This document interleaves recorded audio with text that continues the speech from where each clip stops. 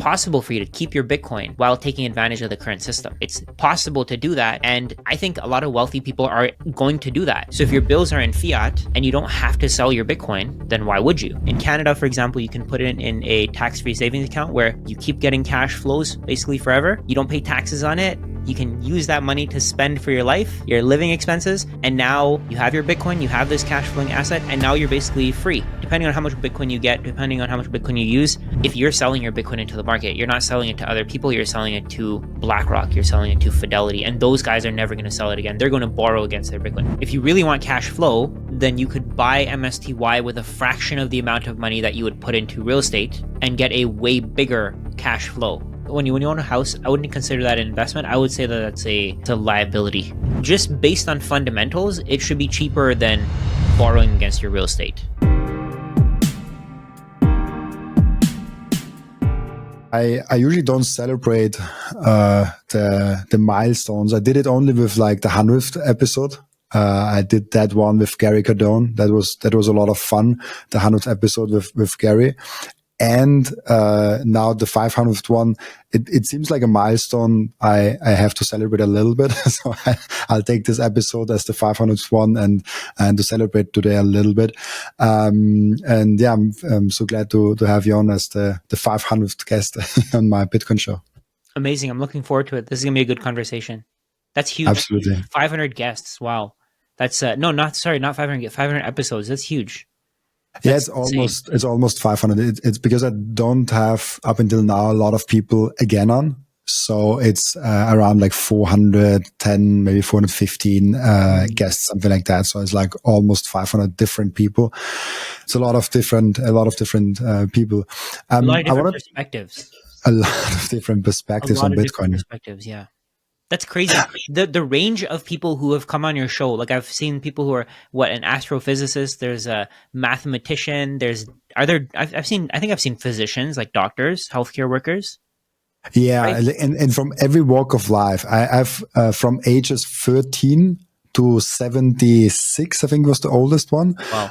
So like almost every age range that you can have. Before 13, it is difficult. And after 76, it will also be difficult.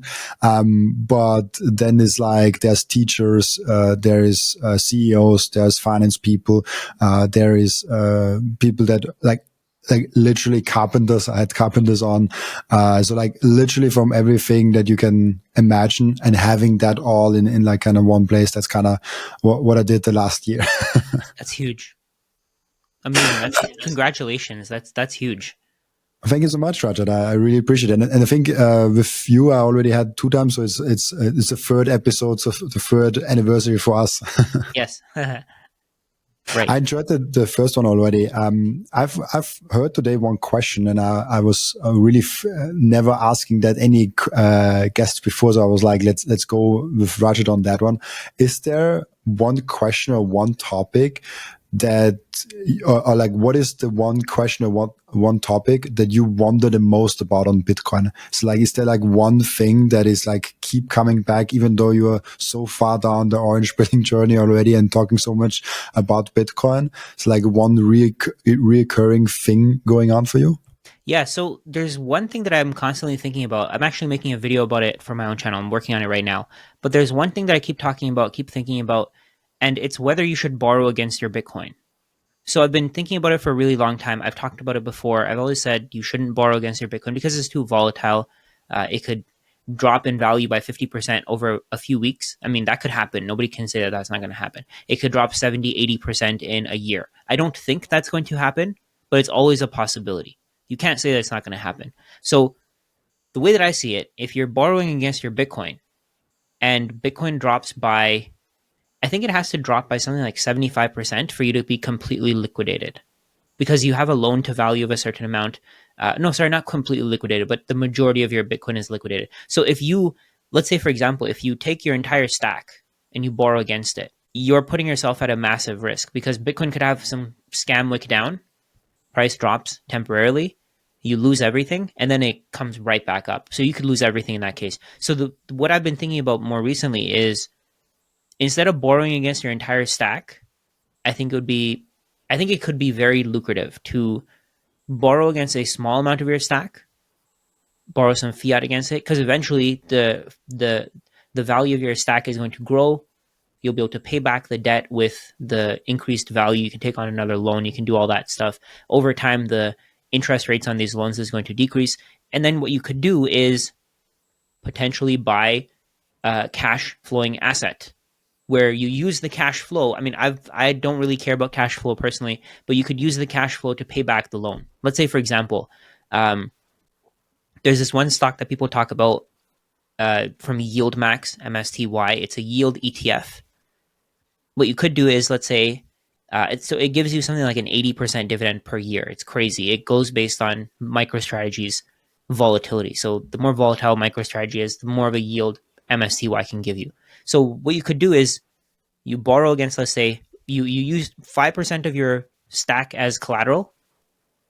You put that into, you give that to a lender. You have to give your Bitcoin to a lender.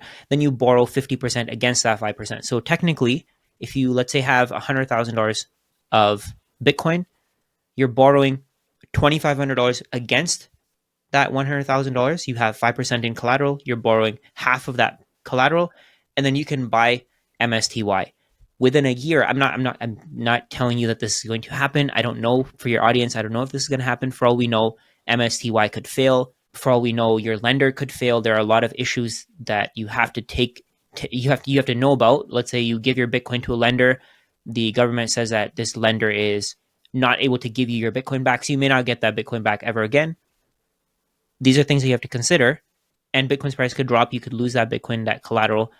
But what you could do is you could buy MSTY, and you can, in the time being, when the dividends come in, you can pay back that loan. So eventually, if you, let's say you take down, let's say you take a 2.5% loan against your Bitcoin, you buy MSTY, you get the dividends, let's say 70, 80% in a year. Like I said, I don't know if that's going to continue forever, but you can use that dividend, pay back the loan, take back your Bitcoin, and now you have this cash generating asset, plus you have your Bitcoin back. Your stack is whole, plus you have this cash generating asset in your accounts. You can also, and then on top of that, you can, in Canada, for example, you can put it in a tax-free savings account where you keep getting cash flows basically forever. You don't pay taxes on it. You can use that money to spend for your life, your living expenses, and now you have your Bitcoin, you have this cash flowing asset, and now you're basically free. Depending on how much Bitcoin you get, depending on how much Bitcoin you use, you could reinvest all of the dividends that you get from MSTY right back into MSTY. But like I said, again, this is something that I have to say over and over again because people they take this the wrong way. MSTY could fail. The strategy could fail. You could lose that 5% of Bitcoin that you use as collateral. You have to remember this. This is very important. You have to put this, you have to get this through your head. Don't go and borrow against 100% of your stack. Buy MSTY, because let's say MSTY fails, then Bitcoin starts falling. Something happens where you lose your entire stack, and now you have zero Bitcoin. So use this cautiously, but this is something I've been thinking about. I don't know if this is the right way to go. Yeah, what are your thoughts on that? That's amazing. I thought about that a lot because I'm in the special situation that I earn in Bitcoin, and I earn actually the majority of my income in Bitcoin directly, and only a small portion of my expenses I can pay directly in Bitcoin. It's just like one freelancer that I pay in Bitcoin. So I haven't done the full analysis, but let's say around 70% I get in Bitcoin, and let's say around 10% I pay in Bitcoin, or maybe it's 20%, something like that. And this naturally brings me to make a decision. Either I sell my Bitcoin to cover fiat bills, or I borrow against the Bitcoin to cover my fiat bills. Either way, I have to get fiat to cover the fiat bills somehow, because I'm already 100% in Bitcoin. So there's no fiat stack that I can go back to.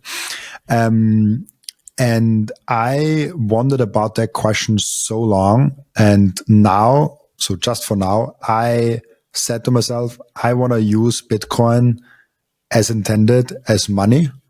So I will just try to get a little bit more sats every month. I want to be cash flow positive. and that's all I care about. And I just sell the Bitcoin that I got and that I need to pay my fiat bills, and that's it.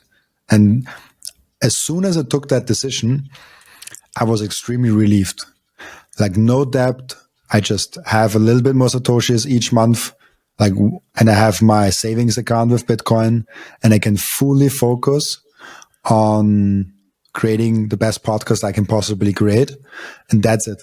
I have time for my family. I have time for the podcast, and I have this calmness and this zen in my life. And I know, because I've talked with so many people on the podcast about that financial engineering does make sense. So like making like MSTY, borrowing against your Bitcoin, taking out a loan. Financially, it 100% makes sense. I just don't want to do it emotionally. if you get what I'm saying. I completely get what you're saying. It's like if you want to pay back your mortgage versus buying, let's say, in the index fund, your mortgage could be at 3% interest. The index fund may be paying you 7% or 10% or whatever. People will still go with paying back the mortgage early because they want that freedom of not having debt, and that completely makes sense. I get it. I'm not judging you on that at all. I do think that this is something that people should look into. I think I was looking at it the wrong way before. I was thinking exactly the same way that you are. So I was thinking, just have a little bit more Bitcoin in the future. Just have a little bit more Bitcoin. Sell some Bitcoin, pay for your expenses. You're good to go. You have a little bit more Bitcoin every single month. You're secure. The issue is that I don't know how many people, I don't know if the masses are going to figure this thing out. I think the price is just going to go up because think about it. I was looking at the numbers. Since January of 2024, MicroStrategy has bought 380,000 Bitcoin. So 380,000 Bitcoin, so you receive Bitcoin, you sell it, you never know. Maybe 50% of it is going into MicroStrategy's wallets, right? So if they're taking advantage of this, I feel like it would be reasonable to take advantage of it, because over time, think about it this way: you can keep rolling over your loan. You're still getting cash flow. It's not like you're not getting cash flow, right? And then you create cash out of your Bitcoin. You basically turn your Bitcoin into cash. In a way, I mean, I get what you're saying. I'm not saying that you shouldn't do what you're doing. I'm just saying that it's possible for you to keep your Bitcoin while taking advantage of the current system, like the financial engineering that you were talking about. It's possible to do that. And I think a lot of wealthy people are going to do that, right? They're not going to sell that Bitcoin. So the Bitcoin that you're selling, you might not be able to get it back, right? You're getting paid, of course, but you could have more Bitcoin over time, right? If Bitcoin goes keep in mind, I'm coming from the perspective where if Bitcoin goes where we think it will, we're not even going to need like 0.1, right? We're not even going to need, I think at some point we are not even going to need like 1,000,000 Satoshis, because Bitcoin's value is just going to keep increasing and increasing. But that's the part of the reason why the value is going to keep increasing in terms of dollars, in terms of just purchasing power, is because people are going to borrow against their Bitcoin. So think about it this way. If I go and take a loan against my Bitcoin, keep in mind, I'm still in the thinking phase of this. I still want to look at the downsides, the upsides. If I go and take a loan against my Bitcoin, I'm basically creating fiat out of nothing. And I'm putting it, let's say I use it to buy more Bitcoin. I'm using it to increase the amount of collateral that I have. I'm decreasing my loan to value if I give it back to the lender. And that way I can survive even longer. I never have to sell my Bitcoin. Or if I need to, like I said, the MSTY way of doing it, I can go and hold on to MSTY, get a certain amount of cash flow every single month, not have to sell that amount of Bitcoin, and I just hold on to it. And in a way, this is benefiting the Bitcoin network. It's almost like when we hear with MicroStrategy saying it's a speculative attack on fiat. A lot of people say that MicroStrategy is doing that. And I think this is a way of doing your own almost mini speculative attack. That's super interesting, because so what you're saying is kind of like we're in such a unique situation that it would be almost unreasonable not to explore this option that we have and join MicroStrategy and so many other companies already in doing the speculative attack on the fiat system. Yeah. Because if what's happening here is, no matter what, the amount of fiat in the system is going to keep increasing. We know that the price of Bitcoin is going to keep increasing. So I agree with you. Keep in mind, let's look at it from the other side of things. I agree with you. You should pay for value with value. If somebody wants to accept Bitcoin, then you should pay them with Bitcoin. But the majority of people don't want Bitcoin. I think the majority of people are going to keep ignoring it, right? So if your bills are in fiat and you don't have to sell your Bitcoin, then why would you? Right. And then that way you have, and then that way you don't have to pay taxes. You don't have to pay capital gains taxes on your Bitcoin. But I assume your capital gains taxes won't be too high because you're receiving it and you're selling it within the same period. So your capital gains taxes won't be too high. I can see both sides of it. I can see both sides. I would personally want to be paid in Bitcoin.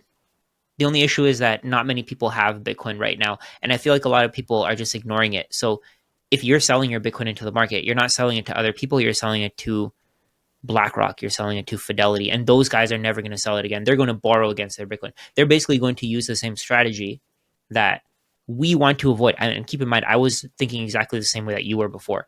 They want to use the same strategy that we wanted to avoid, or that you want to avoid now, that I wanted to avoid before.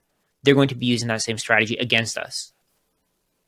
Was there some trigger moment that made you realize, or like, that's why I have to explore this opportunity? I think I watched a video from somebody I watched a video from Matthew Crater.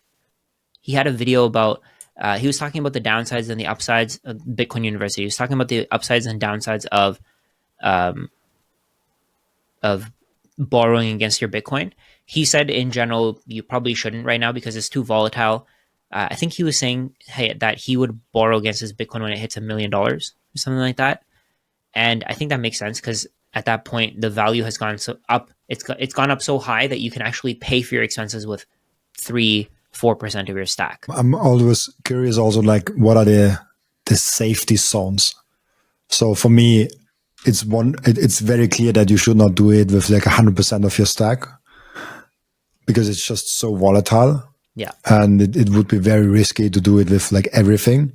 And I think one maybe important note is like strategy B has a lot more different opportunities and unique possibilities to do that than the regular Joe with just like one income, one job, like us. Like we cannot do the same thing as such a huge company. But we can do similar things and maybe explore this a little bit. So I think on a personal level, you have to really go deep on like what are the safety zones, like with how many Bitcoin do you want to do it, like with how many what is the percentage of your stack that you really want to explore this opportunity or not explore this opportunity. So that's really interesting for me. And I just came to the calmness moment where I'm like, okay, I don't want to deal with that currently, just because maybe there's so much going on with the podcast and conferences. I'm almost at 1.3 conferences the next 6-7 months. So I'm a lot on conferences. So I'm like, okay, I don't want to have another open work for me. And this is maybe an interesting point. You do have to do your own research on that. Like, yes. I think it's not something that you're like, oh, I quickly look over it, I open it, and I'm good to go. I think it's something that you have to observe and that you have to keep observing. It's a small active work for me. Do you also see it like that? Yeah, I completely agree. You have to do the research. You have to figure out what's happening. You have to make sure that you don't panic. So let's say, for example, MicroStrategy crashes. MSTY will probably fall. You don't want to panic sell your holdings. That's one of the keys. Same thing with Bitcoin. It's all the same stuff, right? It applies the same way. If you panic sell your Bitcoin when the price comes down, you're going to feel stupid, right? But the downside here, again, like we said here, it could be confiscated. The price could go down. You could lose your Bitcoin. That's a problem. Of course, you have to make sure that you understand how the loans work. So I have a spreadsheet here that I want to show you guys. Can I share it? Absolutely, of course. Perfect. Okay, 1 second here. Let me try to open it. Oh, there it is. Okay. So, stop sharing. There you go. That's a lot of Robins. Let me share that. Let me fix that there. There you go. That should work. Good. Okay. So when you borrow against your Bitcoin, this is just a quick spreadsheet here that just shows you what your loan to value would be. So when you borrow against your Bitcoin, you have a certain loan to value that you can take on. So the loan to value is basically the amount that you borrow divided by the Bitcoin value that you hold. So in general, with most lenders, I think they'll give you like a 50% loan to value. So they'll let you borrow 50% of whatever the Bitcoin that you have with them as collateral. So in this case, I'm going to get rid of this. This is irrelevant. So in this case, what you would have to make sure of is that your loan to value doesn't go to 80%. If your loan to value goes to 80%, they'll start selling your Bitcoin. So what this means is if Bitcoin's value drops, let's say it drops to 20,000. Let's say it drops to 20,000. Your loan to value, so if the collateral value that you have drops by 33%, your loan to value has dropped to 75%. So now you have two options. Either you can top up your Bitcoin.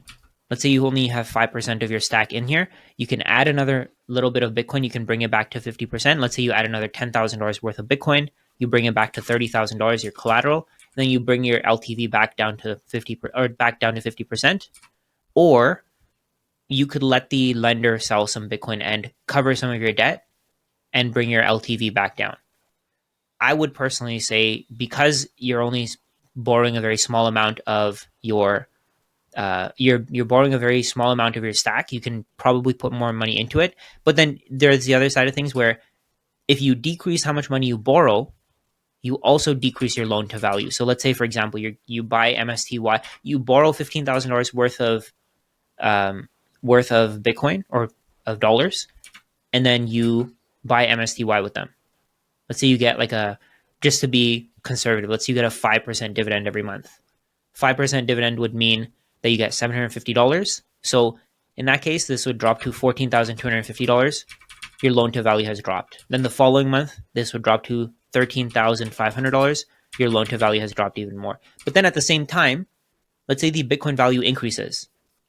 I personally think that Bitcoin's value is going to increase $30,000. Let's say it goes to $40,000. So the collateral that you have. So Bitcoin's price rises by 30%. Now your loan to value is 34%. So you have borrowed $13,500 because you paid back $1,500. Your Bitcoin value has increased. The collateral that you have has increased. And now, because the lender will be willing to give you a 50% loan to value, you can see that, let's see here. Okay, so it would be 16% equals this times this. So this is the additional loan that you'd be able to get. So you can now increase your, it should be a little bit more. It should be 6,500. But this is the additional loan that you can. Because the Bitcoin that you used as collateral has increased in value, you can now borrow more against it. I think this is the crazy part. This is the thing that, let me stop sharing. But this is the thing that I think differentiates Bitcoin from the legacy financial system. And I think this is what's going to really make Bitcoin explode. But of course, there's that downside where if Bitcoin's value goes down, your Bitcoin could be sold. But the upside is also massive because you could keep increasing the amount of money that you borrow, right? So let's say, oh, go ahead. I just want to address two things, but you can finish your thoughts. Oh no, I'm good. That's it. Oh, okay, because there's two things that I made videos around that sometimes, and the two things that I always see popping up in the comments is the interest rates are currently too high on most of the consumer products out there. Yes. Like a strategy can have like a 0.1% or like zero interest rate. And then you get out on some of the platforms and you're like, it's 8%, it's 12%, sometimes even like 15% of interest rates. And the second comment that I get a lot is, I don't want to give up the control of my Bitcoin. Like that's like, I never want to give my keys to anyone else and put those Bitcoin at risk at all, because there was Celsius, there was FTX, there were so many other examples of that in the past. Yeah, I agree. I agree with both. I wouldn't want to borrow at, let's say if somebody's giving you a loan at 18%, why would you want to borrow against your Bitcoin at 18%? I think that the loans should be cheaper. Part of the reason why they're so expensive right now is because there's not as many competitors. So let's say, for example, if JP Morgan starts custodying your Bitcoin and giving you loans against it, they're a massive competitor. They're going to compete with the companies that exist today. So the companies that exist today, they have a head start. They have a better base. They can make a massive amount of profit. I mean, I'm assuming that if they're lending to you at 18%, they're making a massive profit. If they're lending to you at 12%, they're still making a profit. So let's say if JP Morgan comes and says, we're going to lend it to you at 12%, then somebody else comes and says that they're going to lend to you at 9%. Then somebody else drops it to 7%, then 6%. Because the way that I see it, Bitcoin is better collateral than real estate. So with real estate, the reason why you have, let's say, 6% loans is because there is still a risk to the lender. If the lender needs to liquidate your property, then they may have trouble doing so. In the time that first of all, it's very difficult to sell properties. It takes time. It may take you like 3, 4, 5 months to sell a property. So in that time, the market could completely shift. Because of that, the lender needs to save themselves. So if the value of the property falls, they may not be able to get back their money. On the other hand, with Bitcoin, they can sell your Bitcoin within minutes, within seconds. They can just sell it. They can put it into their own, they can just take it to cover your loan.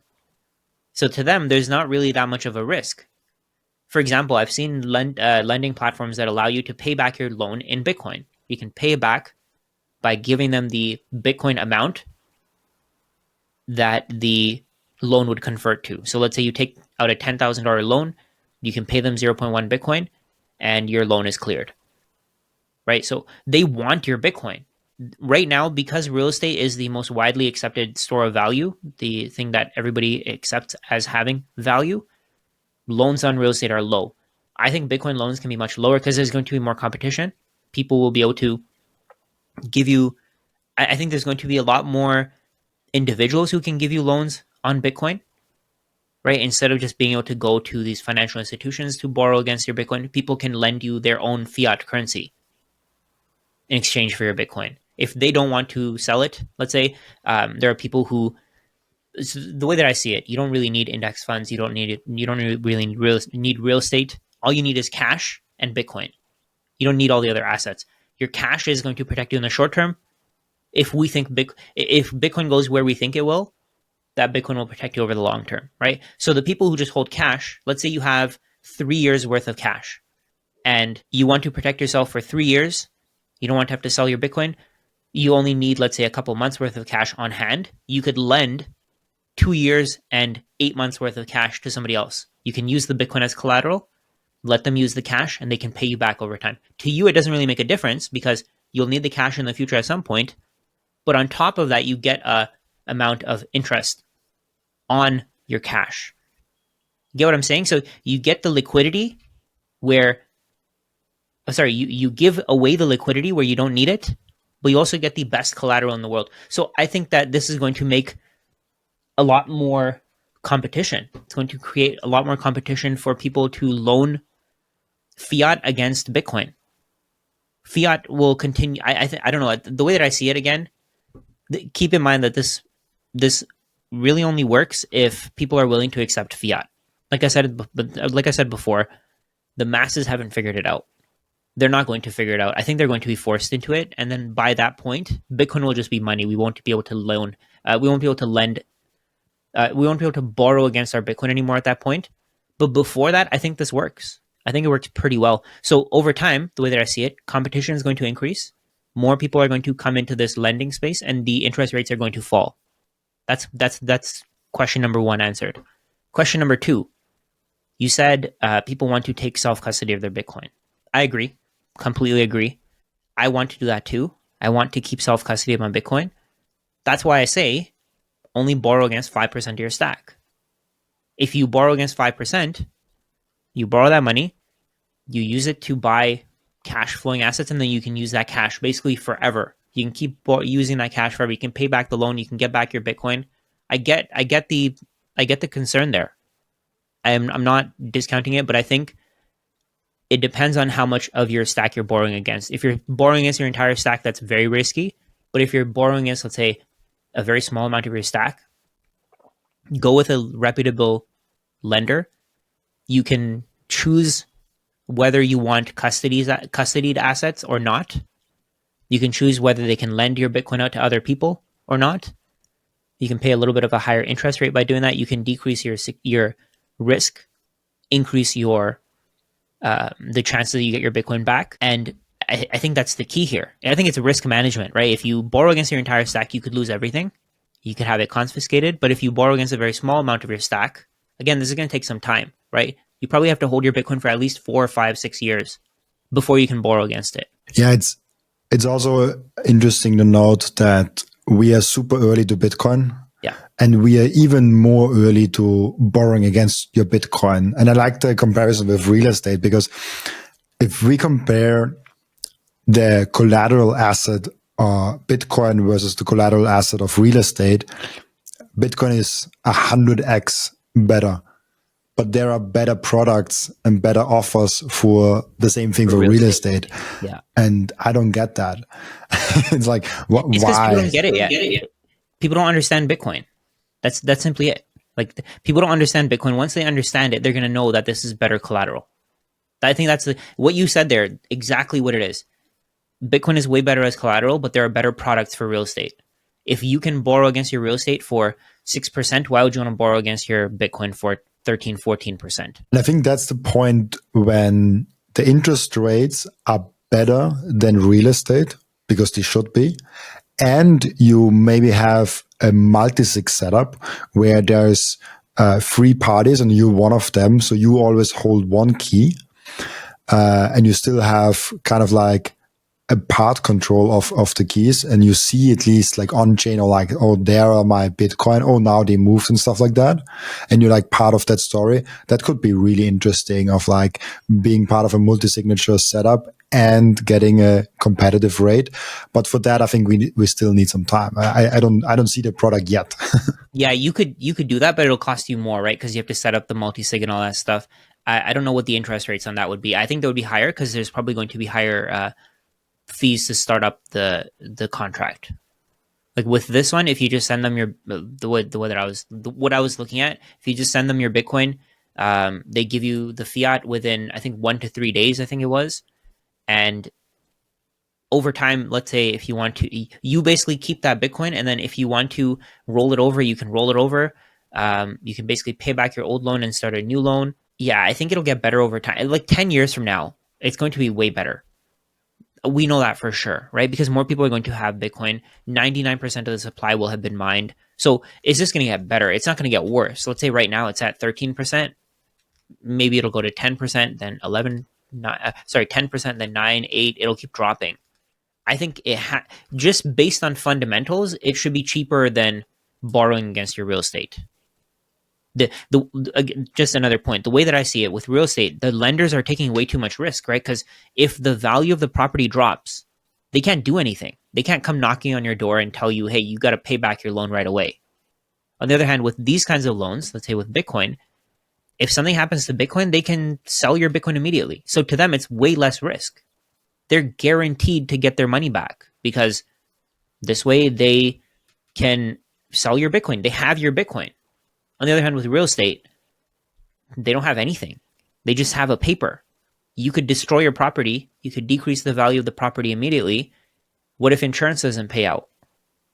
There's nothing that you can do in that case. There's nothing that the lender can do. So this is way, way, way better as collateral than real estate. So I think there's always going to be a requirement that you have to give your Bitcoin to someone to use it as collateral. Maybe it'll change over time. I don't personally think it will, though. I think you'll have to, because what reason does a lender have to give you a loan if they don't get to access your Bitcoin? It's just way too much risk for them. And then with the multi-sig setup, for example, if you have 3 parties who are holding keys, if you're worried that you don't have custody of your Bitcoin, then how do you know that the other 2 parties won't collude? Who's to stop them? At that point, it's the same thing as giving them up. I mean, the only difference is that you might see on chain what's going on. Like if they conclude, you actually see it, and if you just transfer it, they can do it without telling you. I think that's the only reason. Then maybe a proof of reserve is getting to be a standard or something like that. I can see proof of reserves being the standard. I can see that. That makes sense. But I feel like if you can see your Bitcoin on chain. But once it's gone, what are you going to do about it? Nothing you can do. Your Bitcoin's gone. There's this. It's not like you can reverse time and get your Bitcoin back. It's not like you can tell the Bitcoin network, oh no, I had multi-sig on this. You got to reverse this. You got to return this to me. You can't. So regardless of what you do, I think it's almost the same thing. It's good that you can see your Bitcoin, of course. I'm not saying that that's not a good thing. I'm just saying that regardless, people can collude. What is an interest rate that you say it's attractive enough to consider doing that? So my basis here is like borrowing against Bitcoin and then buying MSTY. That's what my basis here is. So I would say that if you can get a higher dividend from whatever you buy, if you can get a higher cash flow from whatever you buy, then it's fine. If you're going to go and borrow against your Bitcoin and buy real estate, I don't know if it makes sense. But if you go and borrow against your Bitcoin and you buy, if you go and buy Bitcoin, you're taking on a leveraged position of Bitcoin. So if Bitcoin gives you a 40% return, then you're exceeding that 12% interest rate that you're paying on the loan. So you're getting an advantage of 28%. But then let's say, for example, if you buy MSTY, you're getting cash flow, which is good. You can also create your own cash flow with Bitcoin. I'm not saying that you can't. You can sell some of your Bitcoin if you want to, but people don't want to sell their Bitcoin. That's the main thing. They don't want to sell it for fiat. You can sell some of your Bitcoin if you want to, and you can make your own cash flows, but it'll probably cost you, you'll probably get more cash flow because you don't have to pay the fees. But then MSTY takes advantage of MicroStrategy's volatility. MicroStrategy is a lot more volatile than Bitcoin. So the call options have much higher premium. So they're able to give you something like, I had mentioned it before, it might be something like a 50 to 70% dividend yield. So if you think about it, you're getting a 50 to 70% dividend yield, plus you're keeping your shares. You can use that dividend yield to pay back your loan. So within a year, you're probably going to have less than half of the loan left. And then you can pay that back by even using your Bitcoin collateral to pay it back if you want to. That way you're basically selling your Bitcoin. You're giving somebody else your Bitcoin, but then you also have this asset now that's going to keep giving you cash in going forward. And if you want to, worst case, you can just sell that asset, buy more Bitcoin back. Let's take a break for a moment and appreciate the beauty that Coin Vigilante has made with the Bitcoin watches. Those watches are the most amazing, the most elegant way of showing that you are a true Bitcoiner. And Coin Vigilante just dropped a completely new and amazing Genesis edition of their watch collections. You have the date of the first ever mined Bitcoin block in there, and of course also the block height and which epoch we are currently in. I love the level of detail they put in this masterpiece. Make sure to check out those amazing Coin Vigilante timepieces down in the descriptions. I love those watches so much. And now if you have Bitcoin, I really do hope that you don't have it on exchange. But if you do have it on exchange, I have two ways for you to deal with that. The first way is you put it on a hardware wallet. That's the entry for you to get into the self-custody game. I recommend BitBox, Bitcoin only edition for that. It's a super simple and secure way. And if you check out the link in the description, you even get 5% off if you use the code Robin. And the second way is the Bitcoin Way. The Bitcoin Way is your all-in partner in terms of how to get the most out of your sovereignty. They will personalize for you a self-custody setup that is perfect for your individual situation. They will show you how you can secure your own devices. Securing your Bitcoin is not enough. You also have to keep all your devices secure. One topic that is overlooked often is the inheritance plan. What happens with your Bitcoin once you are no longer here? Do you have a plan for that in place already? And last but not least, if if you're in a jurisdictions where you don't feel safe, it's better to get a plan B. For all that, head over to thebitcoinway.com/Robin to get a 30-minute free call. And just a quick side note, I will be for the first time ever speaking at the Bitcoin Prague event in June. It will be absolutely legendary, and I'm really looking forward to seeing all of you there. You can get your ticket in the link down in the description of Bitcoin Prague, and very important, use code Robin to get 10% off your ticket. I'm really looking forward seeing you there. A really interesting thought experiment, connecting the borrowing against your Bitcoin with MSTY and MSTY. I mean, at that point, you're really balls into Bitcoin. Yeah, that's the thing, right? I feel like that's the thing. Most people aren't taking advantage of this because they don't understand Bitcoin. Most people don't even have Bitcoin because they don't understand it, right? So how are they going to take advantage of something like this? Most people just think that MicroStrategy is a Ponzi scheme.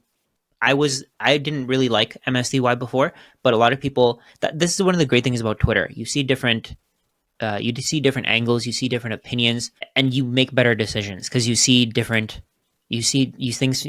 from different angles. I don't think anybody has talked about borrowing against a small amount of your Bitcoin and buying MSTY. I think this would be a really interesting topic. Maybe people can discuss in the comments. And I mean, maybe we're missing out on something here. Maybe there's a point here that I'm not looking at. I'm perfectly fine with being corrected. I actually prefer to be corrected because that would mean that I'm not going to make the wrong decisions. So you're still in the phase where you're basically looking at all the options and how to best approach it. Yes, it's taking some time. One of the problems with MSTY is that they don't actually own MicroStrategy stock. They just own, I think they own just synthetic positions. What problems could that bring? One of the issues is that if implied volatility decreases from what I know, the cash amount that they're going to get is going to decrease. I would personally rather own the equity. I think that would be smarter. So that's something that you should look into. If the options premiums decrease, that could be a problem for getting cash flow. The synthetic position could underperform in certain situations compared to MicroStrategy, owning MicroStrategy. I don't know about the exact details on that. I think somebody was talking about that in a post. I think it was Mark Harvey. He was talking about it. So he was saying how if you just bought MicroStrategy, if you bought MSTR and you just reinvested all the dividends, you'd have less value than just holding MicroStrategy stock. So if you don't need the cash flow, this may not be the right decision for you. So if you don't need the cash flow, you may just want to buy Bitcoin, borrow against your Bitcoin to buy Bitcoin, or borrow against your Bitcoin to buy MicroStrategy. The good thing that I personally like is that you can use the cash flow to pay back your loan whenever you need to make your payments, and that way you don't feel like you're selling your equity. It's a good thing. I like the idea. I never heard anyone talking about that. Borrowing against your Bitcoin, I hear all the time. But this combined with MSTY, something with cash flow, makes it really interesting and makes it really similar to real estate. Because one thing that real estate has, if you borrow against your real estate, most people do that not with their own property, but with getting rentals and then getting properties to rent out. Then you have the income of the rental agreement also, where you should structure it in a way you get more money from the income so you can pay off your loan and have some extra cash flow. So you have actually positive cash flow from day one. You don't have to pay off the debt that quickly. Having products around that in the Bitcoin ecosystem would allow that shift, the demonetization of real estate happening even quicker to Bitcoin. And I always thought, okay, Bitcoin will demonetize gold most importantly. But I think real estate is actually an asset that might be affected even more than gold, because gold has a lot of other attributes that might be interesting for investors, like the blackouts scenario situations, those things. But from where do people store their store of value? I know in Austria a lot of people that own a home or own rental properties. I don't know so many people that own gold in their reserves, and real estate in general is a bigger market than gold. So maybe real estate is really converging because of that more and more to Bitcoin, because Bitcoin has similar properties. I mean, it's very different, but from a store of value perspective and the products around it, it could really quickly go where people say like, oh, like, why do I still hold real estate? It's so much easier, like, to own digital real estate. Yeah, I mean, if you think about it, why would you want to hold real estate when you have to do the maintenance, you have to do the repairs, you have to talk to a realtor, you have all these risks involved, you have to deal with insurance, you have to make all these payments, you have to have liability insurance. You could possibly have a tenant that doesn't pay you anymore when you could just buy MSTY. If you really want cash flow, then you could buy MSTY with a fraction of the amount of money that you would put into real estate and get a way bigger cash flow. Because what you're taking advantage of is MicroStrategy's volatility. But again, I wouldn't even say to have a majority of your portfolio in MSTY. I think just holding Bitcoin should be the majority of your portfolio. You might want to have some MicroStrategy stock. You might want to have other Bitcoin treasury companies. I think Bitcoin should be the majority of your portfolio, regardless, because that Bitcoin is the bearer asset, regardless of what kind of cash flow you're getting.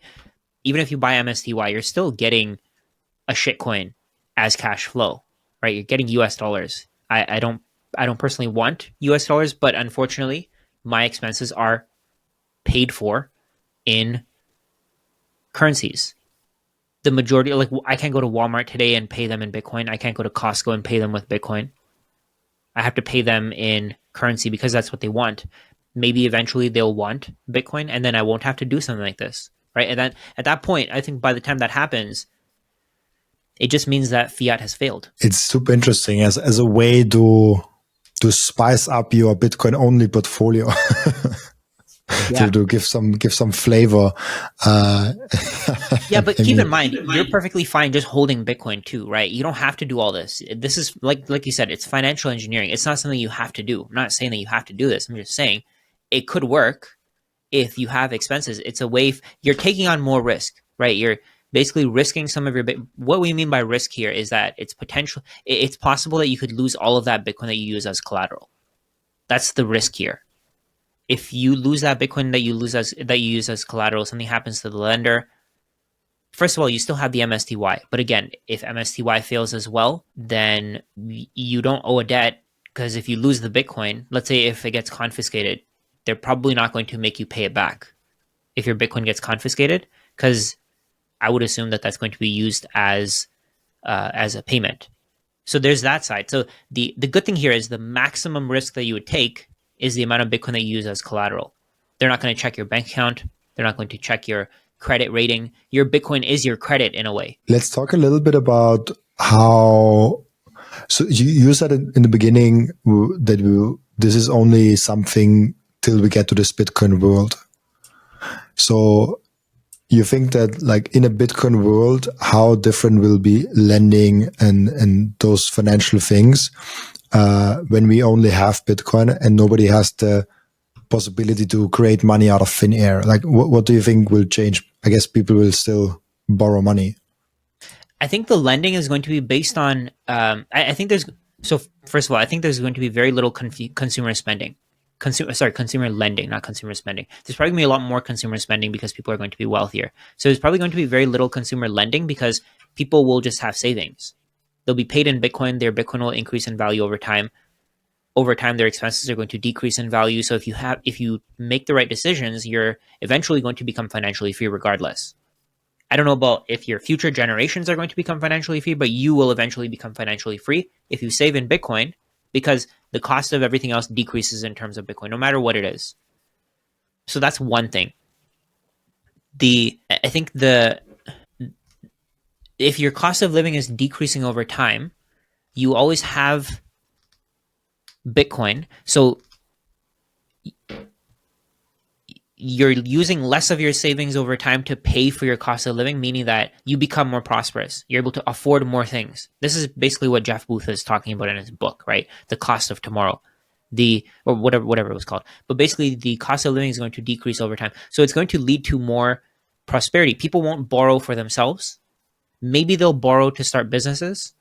Maybe they'll borrow to buy capital assets, maybe cars. Maybe I don't know if they'll be able to borrow to buy real estate, or maybe they'll borrow Bitcoin to buy the real estate. So if we go to a Bitcoin world, you have to remember that the risks to a lender are much, much higher if they lend their Bitcoin. So if somebody wants to borrow Bitcoin, if you want to borrow Bitcoin from me, if you want to borrow fiat from me, it's different because you can give me your Bitcoin, I can give you fiat, I can charge you an interest rate. If something happens, then I can sell your Bitcoin. But if Bitcoin becomes money, in this world, the current system that we're in, we're basically using fiat as the base layer. That base layer is corrupted. We can create as much of that base layer as we want to. So to banks, it's not as risky to lend you that base layer money. So if banks want to give you fiat currencies, it's not as risky because they can just create more. But if they want to lend you Bitcoin, it's much more risky for them. They're not just, I think the way that they're going to do it is they're only going to lend Bitcoin to businesses. So if you can create more Bitcoin in the future, they'll lend it to you. If you can have some kind of idea where you can produce more Bitcoin in the future. In the current system, they don't care about that because the risk doesn't really matter. If somebody lends you money on a credit card, if you don't pay them back, who cares? They made their 20, 30% per year. They're okay with it. They've accepted that you're probably not going to pay them back, right? With Bitcoin, if you don't pay them back, then they lose Bitcoin, and you can't create Bitcoin out of nothing. You can't rehypothecate Bitcoin. So I think the way that's going to happen is we're going to see a lot less unsecured debt, a lot fewer entities that are giving unsecured debt to people because it'll be too risky for them. But when you borrow Bitcoin to, let's say, start a business, maybe the bank will want a portion of that value of that business, right? So if they believe in the idea, maybe they'll start the business with you. They'll give you seed capital. They get 50%. You get 50% for the idea, for doing all the work. And if the business turns out to do well, it's almost going to be like Shark Tank, right? So if the business ends up doing well, they get 50% of the value. They get basically 50% of the potential gain, but they don't really earn interest.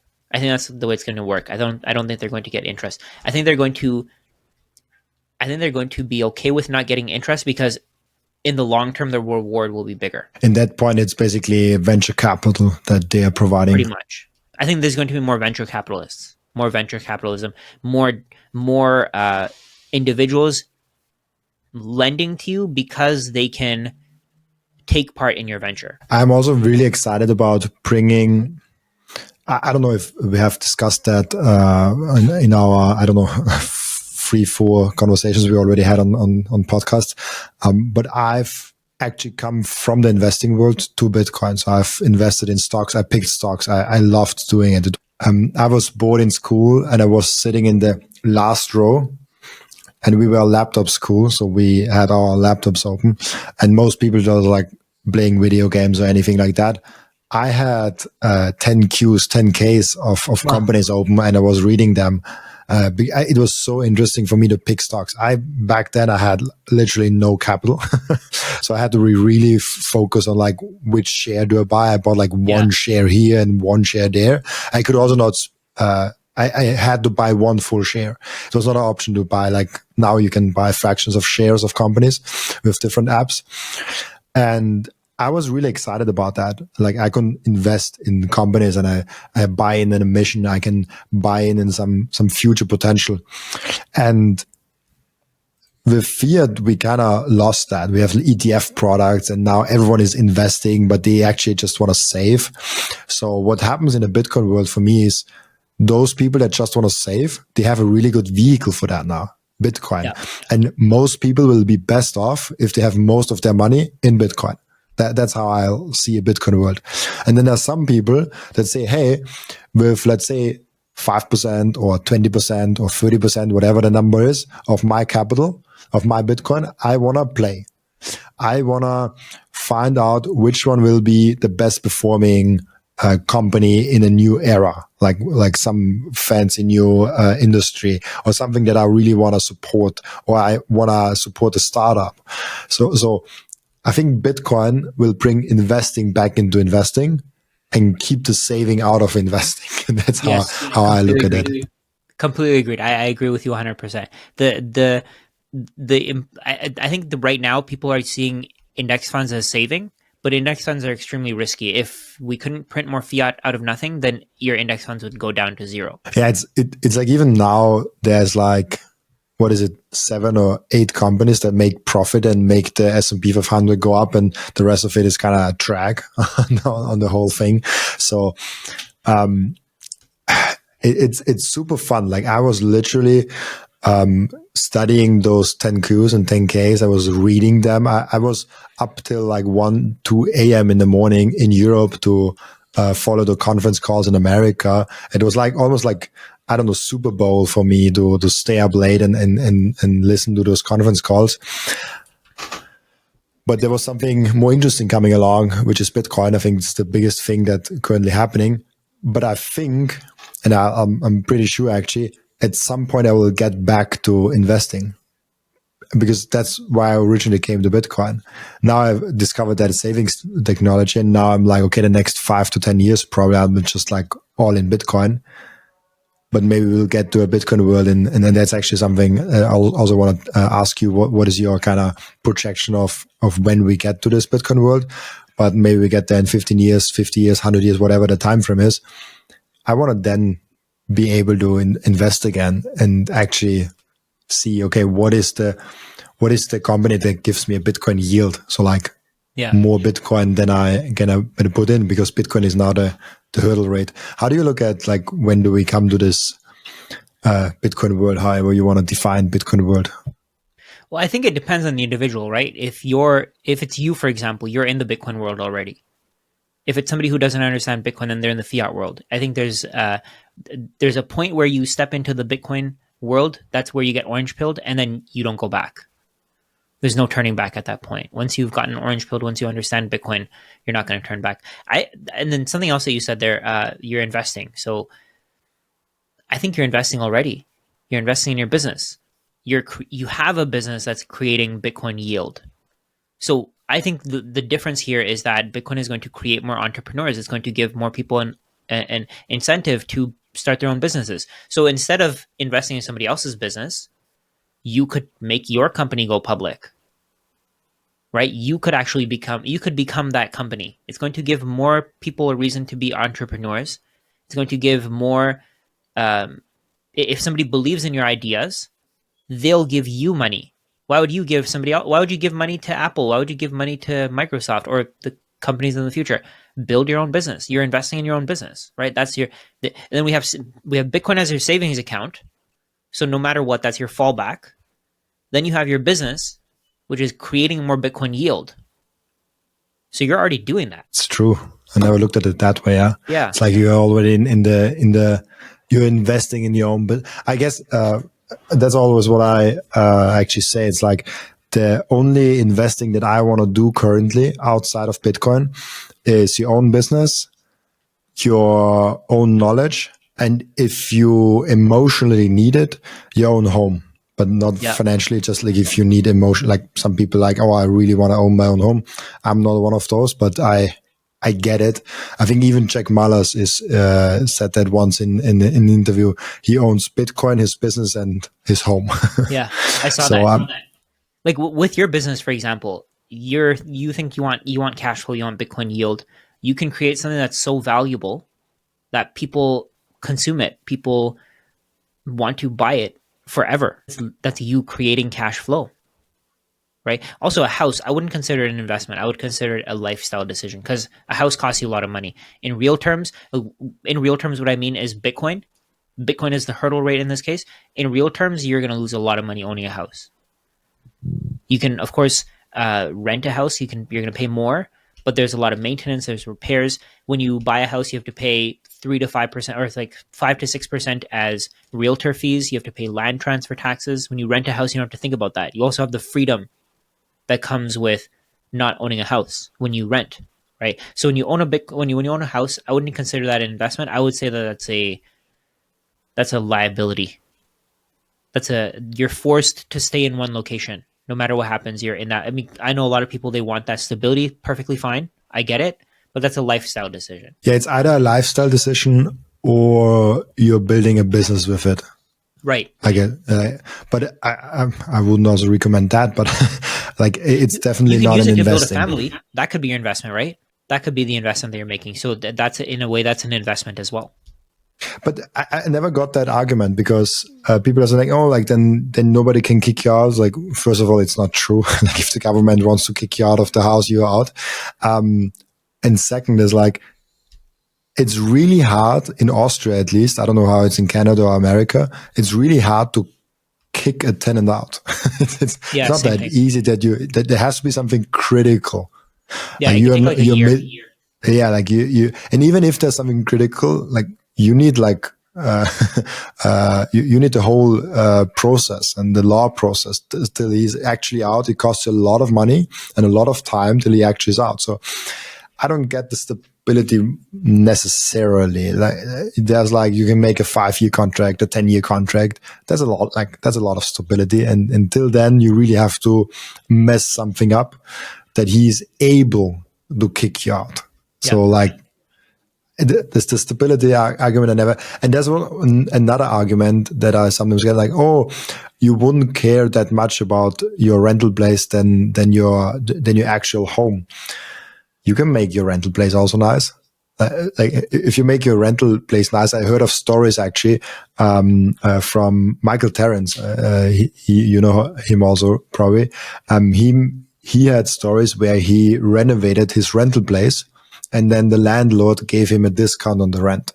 Wow. Because he made a nice distribution to the home and made it better. So the landlord was like, "Oh, okay, I'll give you a discount on the rent because you are now invested in this, and so I want to pay you back for that, basically." So, see, most landlords wouldn't do that. Most landlords would not do that. That's true. Yeah. Yeah, they would tell you, "No, I'm not giving you anything." I think that's a very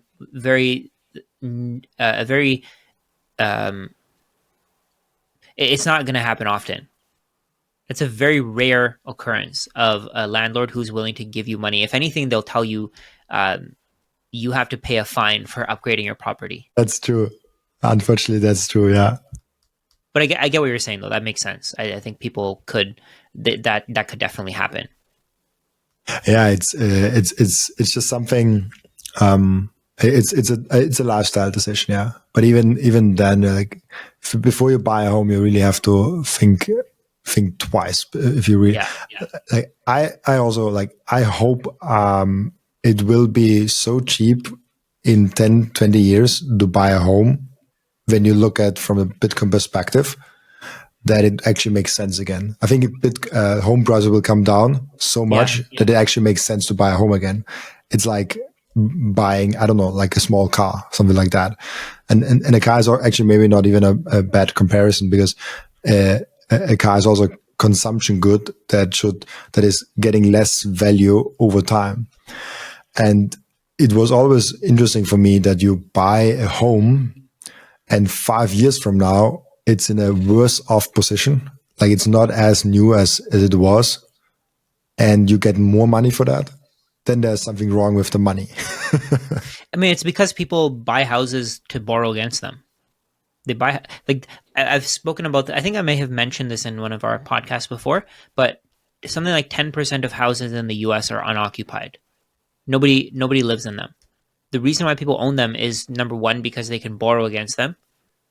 And number two, they think that the value of the houses or the land is going to keep appreciating. So they can keep borrowing more and more. If we go back to the spreadsheet that I mentioned before, let's say your property value goes from 500,000 to $1 million. We know that more money is going to be pumped into the system. So the value of the property is going to keep going up. In the beginning, you could borrow $400,000 against it. At the end, you could borrow $800,000 against it. So you basically turned, let's say, a 10% deposit or 20% deposit of $100,000 into a $500,000 home. You turned that $100,000 into $800,000 of cash. That's why the system is broken. That's why people don't want to sell their houses. They want to hold on to houses forever. And this isn't just happening in the US, it's not just happening in Canada, it's happening everywhere. I spoke to somebody from, I think it was Switzerland. They were saying the same thing. The house prices are going up there. They can't afford anything. This person was, I think, in their late 20s. They couldn't afford a house. The prices of groceries are going up like crazy. Everything is getting more expensive. And this is happening everywhere, right? And it's because, again, the system is broken. The money that we use is a scam. Very true. I want to make that note for the people listening and watching, because we had a really great 2 conversations already. And if you just type in the both of our names in YouTube, actually it pops up, so you can check it out. Basically, and also there's like Rajat's account, so you can see also directly his YouTube channel. And like if you want to hear more of the 2 of us, we have a lot more hours that we already got behind us, and it was really great conversations. By the way, I'll just see the thumbnail. We said like 1 million till 2028. I guess we were bearish like a year ago. Yeah, who knows? Maybe Bitcoin will come down. I don't know what's going to happen in the short term. Maybe that time stamp. Maybe that'll turn out to be completely wrong. Maybe we were too bullish. Who knows? True. Short term, we never know, but long term, we have some things. We have an end routine in the podcast. That is the same question every time, but I've changed it a little bit around for people that have been on again, to the question, what have you learned since your last appearance on this podcast outside of Bitcoin? I've been trying to go to the gym more, trying to be more consistent. So I've been learning about different exercises, different routines, workout routines. It's not that that's new to me. I was learning about it before, but I've started learning about it again. So I slacked off a little bit. I was investing in my business, basically. I slacked off on the gym, stopped going as much. I should have stayed consistent, but now I'm working on going back. So I've been learning about how creatine works. I've been learning about different ways to eat better. My wife has been convincing me to eat healthier, and yeah, health is wealth. I love that. That's a Bitcoiner thing to do. I love that. Really cool. We have an end routine, as you know, where the previous guest is asking a question for the next guest without knowing who the next guest is. And the previous guest asked you the question, what do you think is the best objection against Bitcoin, and how do you respond to that? Well, the best objection. I think the best objection is probably that people won't adopt it. The fact that it's not physical. People will keep saying that Bitcoin is worthless because it's not physical for a very long time. I think that's going to be something that I think people will change their minds. I think the older generations are going to die on that hill. They're not going to want to buy Bitcoin. Let's say somebody who's like 70. If they say that Bitcoin's not real, they're not going to buy it, right? Somebody like Warren Buffett, I don't know if he's going to buy Bitcoin. But there are going to be other people who are followers of these investors, and they're going to just fall for the trap.